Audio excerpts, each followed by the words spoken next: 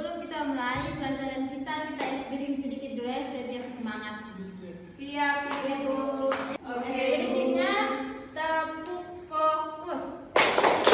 Melihat, mendengar, mengingat, fokus. Oke. Silakan duduk anak-anak. Terima kasih, Ibu. Oke adik-adik, sekarang sebelum kita mulai pelajaran kita awali dengan doa dulu ya. Baik, Ibu. Marilah kita siapkan hati dan jantung kita untuk berdoa. Dalam nama Bapa, Dalam Bapa dan Roh Kudus. Amin. Allah Bapa di surga, puji dan syukur kami haturkan kehadirat-Mu atas penyertaan-Mu pagi hari ini. Sekarang kami mau belajar, jagalah dan lindungilah kami agar proses pembelajaran kami berjalan dengan lancar. Nama Tuhan tetap kami puji kini dan sepanjang masa. Amin. Dalam nama Bapa, Bapa, Putra, dan Roh Kudus. Amin. Doa dulu ya. Siapa yang sudah hadir hari ini? Semuanya hadir, Ibu.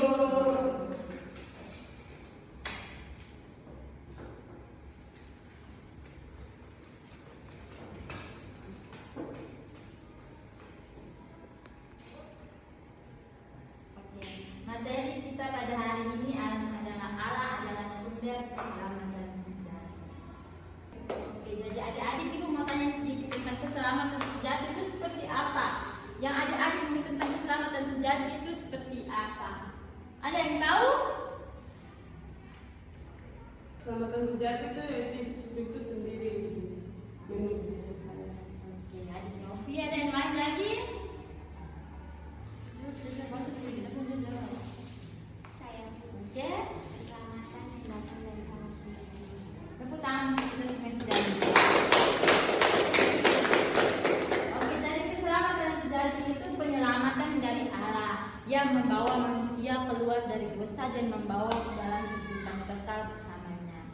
Oke, bisa paham tentang keselamatan, pengertian dari keselamatan sejati adik-adik? Bisa, Ibu. Kita lanjut tentang tanda-tanda keselamatan. Oke. Tanda-tanda keselamatan sejati dalam kehidupan sehari-hari. Hidup dalam iman kepada Yesus. Hidup dalam iman kepada Yesus ini kita harus hidup dalam ajaran iman kepada Yesus. Oke, yang kedua bertobat dan meninggalkan dosa. Kita dalam kehidupan sehari-hari pasti kita berbuat dosa, toh? Iya, Ibu. Dosa kita tuh seperti apa yang setiap hari kita buat? Menurut orang tua, mencuri, Marah teman, pukul teman, gosip. Itu tuh semua kita harus tinggalkan dan meminta ampun kepada Tuhan. Yang ketiga, memiliki perubahan karakter yang positif. Setiap hari kita selalu buat kesalahan, toh? Iya, Ibu. Sering datang terlambat. Ada yang terlambat tidak pergi sekolah. Pernah, Ibu. Malas ke gereja. Pernah, Ibu. Nah, semua itu kita harus tinggalkan dan harus berubah ke karakter yang positif. Seperti kita harus rajin ke gereja, tidak boleh terlambat lagi. Oke, adik? Oke. Oke, yang keempat, rajin berdoa dan membaca firman. Kita sebagai umat Katolik harus berdoa dan membaca firman supaya iman kita tetap kuat. Adik-adik sering berdoa tidak setiap malam atau bangun tidur? Sering.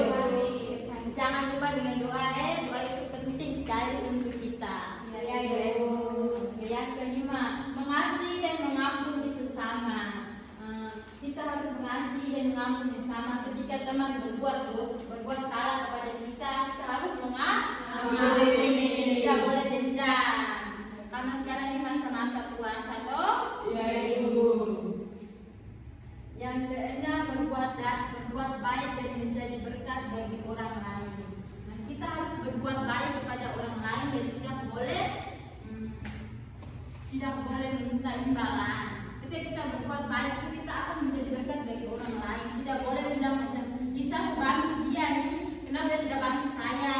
Tidak boleh begitu, Iya, Ibu. Kalau kita membantu orang lain itu dengan ikhlas hati supaya bisa menjadi berkat bagi orang lain. Ketika kita minta bantuan, bukan teman itu sendiri, tetapi ada orang lain lagi yang bisa membantu kita. Oke, yang ketujuh, bertahan di tengah cobaan.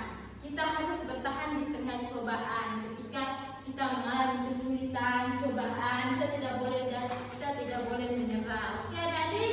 Oke. Bisa tahan toh tentang tanda-tanda keselamatan sejati dalam kehidupan sehari-hari? Bisa.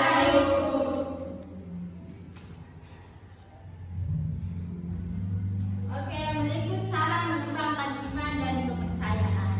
Yang pertama, membaca dan merenungkan firman Tuhan.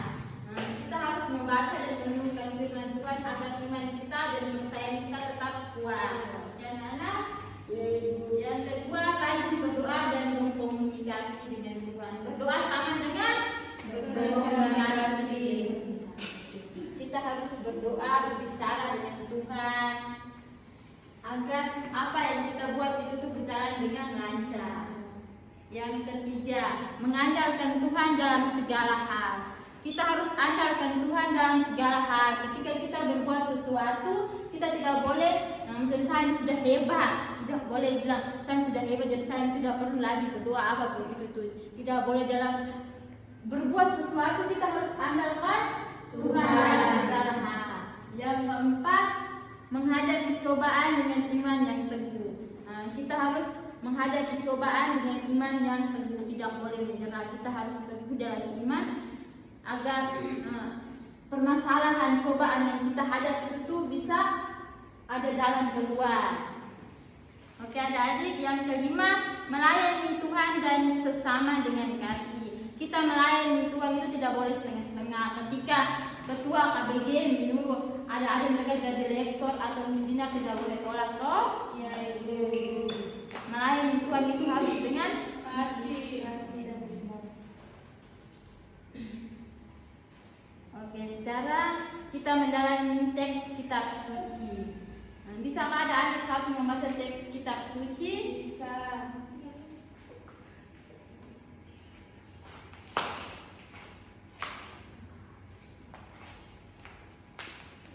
Buka teks kitab suci Yohanes bab 11 ayat 33 sampai 40. Ketika Yesus melihat Maria menangis dan juga orang-orang Yahudi yang datang bersama-sama dia, maka masuklah hatinya.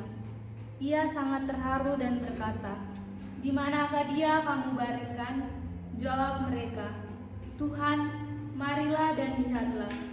Maka menangislah Yesus. Kata orang-orang Yahudi, "Lihatlah betapa kasihnya kepadanya." Tetapi beberapa orang di antaranya berkata, "Ia yang memelekan mata orang buta, tidak sanggupkah ia bertindak sehingga orang ini tidak mati?" Maka masuklah pula hati Yesus, lalu ia pergi ke kubur itu. Kubur itu adalah sebuah gua yang ditutup dengan batu. Kata Yesus, "Angkat batu itu." Marta, saudara orang yang meninggal itu, berkata kepadanya, "Tuhan, ia sudah berbau, sebab sudah 4 hari ia mati." Jawab Yesus, "Bukankah sudah kukatakan kepadamu, jikalau engkau percaya, engkau akan melihat kemuliaan Allah?" Oke, terima kasih untuk adik yang sudah membacakan. Sekarang Ibu ada pertanyaan di dalam tentang Injil tersebut. Yang pertama, mengapa Yesus tergerak hatinya dan terharu ketika melihat Maria dan orang-orang Yahudi menangis? Karena belas kasih. Oke. Ada yang lain?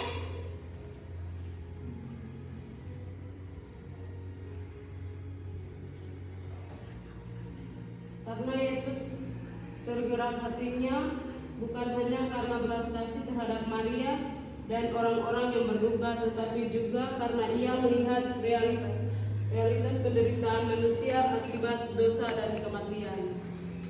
Oke. Jadi Yesus tergerak hatinya bukan hanya karena belas kasihan terhadap Maria, tetapi dia juga ingin merasakan dosa dan kematian. Yang kedua, apa makna dari Yesus menangis? Yesus merupakan manusia yang merasakan kesedihan atau kehilangan. Oke, ada yang lain?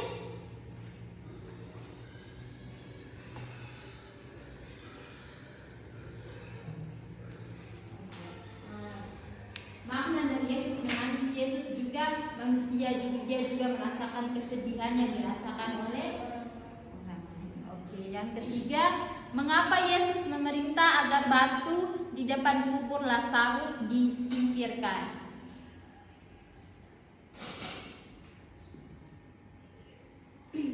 Kata Yesus, angkat batu itu. Marta, saudara orang yang meninggal itu, berkata kepadanya, Tuhan, ia sudah berbau, sebab sudah 4 hari ia mati. Oke, terima kasih untuk adik. Adik-adik punya pertanyaan adik-adik punya jawaban sangat bagus. Sekarang kita sudah mendalami tes kitab suci dari awal sampai akhir. Jadi kesimpulannya, Allah adalah satu-satunya sumber keselamatan sejati, karena hanya Dialah yang memiliki kuasa mutlak atas kehidupan dan akhirat. Keselamatan sejati bukan hanya terbatas dari bahaya duniawi, tetapi juga mencakup kedamaian batin dan kehidupan yang kekal di sisinya. Untuk memperoleh keselamatan, manusia harus beriman kepada Allah, bertobat dari dosa, beramal saleh, dan menjalankan ibadah dengan ikhlas.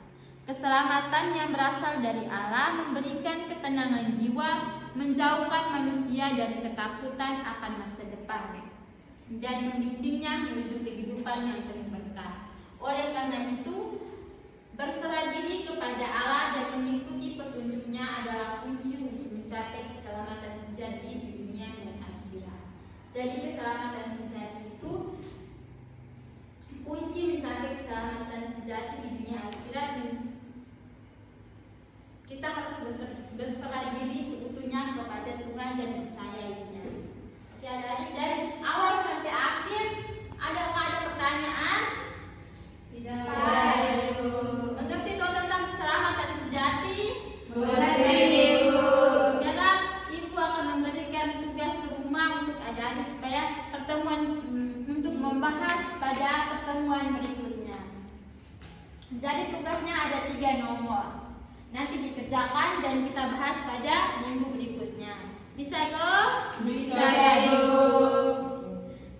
Sekarang kita akhiri pertemuan kita hari ini dengan doa. Siapa yang bisa pimpin doa? Oke, adik Titik.